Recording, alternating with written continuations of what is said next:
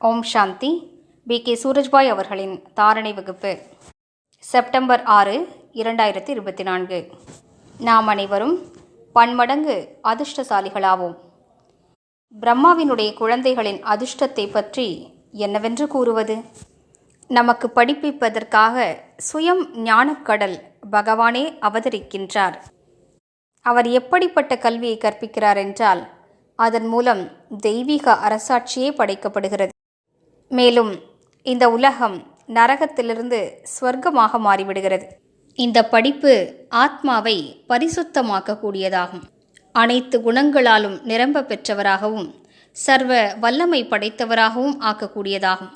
பாருங்கள், நாம் இந்த படிப்பை படித்து கொண்டிருக்கிறோம். உங்களது வீடுகளில் கூட குழந்தைகள் சிலர் படித்து கொண்டிருப்பார்கள். ஏதோ ஒரு லட்சியத்தோடு படித்து கொண்டிருப்பார்கள். சிலரோ மருத்துவராக விரும்புகிறார், சிலரோ இன்ஜினியர், IAS, IPS என்று பலவிதமான லட்சியங்களோடு படித்து கொண்டிருக்கிறார்கள். அவர்கள் எவ்வளவு உழைக்கிறார்கள் நீங்கள் பார்த்து கொண்டிருப்பீர்கள். நமக்கோ ராஜ்யமே கிடைக்கப் போகிறது. அப்படிப்பட்டதொரு படிப்பை பகவானே படிப்பிக்கிறார். எனவே இதற்கான தேர்வும் கூட இயல்பாகவே கடுமையானதாக தான் இருக்கும். முதன்மையாக 8 ரத்தினங்கள் தேர்ந்தெடுக்கப்படுவார்கள்.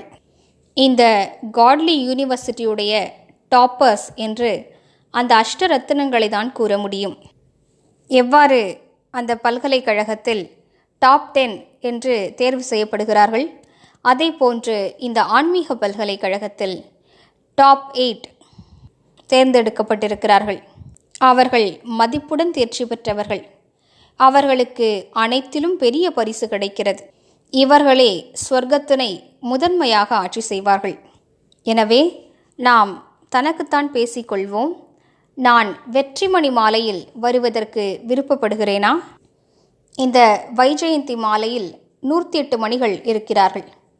அஷ்ட ரத்தினங்களுக்கு அடுத்தபடியாக 100 ரத்தினங்கள் இருக்கிறார்கள். அதுவும் இது ஜோடிகளுடைய மாலையாக இருக்கும்.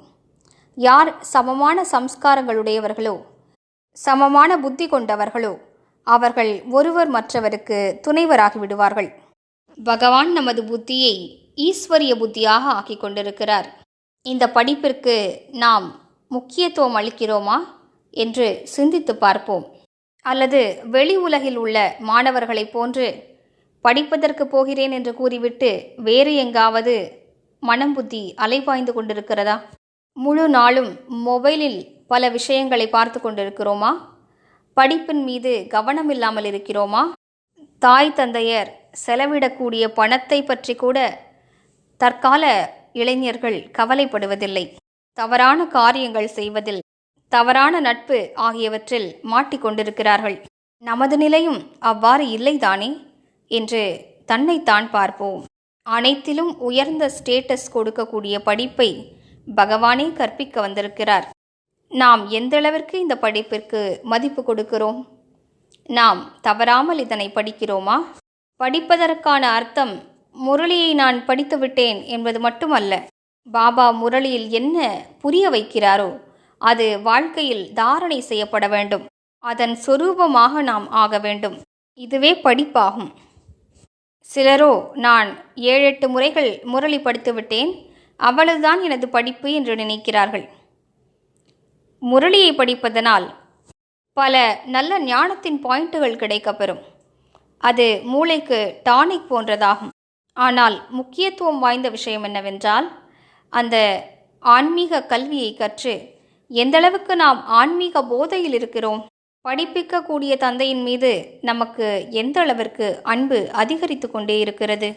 அவர் என்னவெல்லாம் கூறுகிறாரோ அதனை எந்தளவிற்கு நாம் வாழ்க்கையில் கொண்டு வந்திருக்கிறோம். இவை அனைத்தும் ஞானத்தை சிந்தனை செய்வதன் மூலமாகவே ஏற்படும்.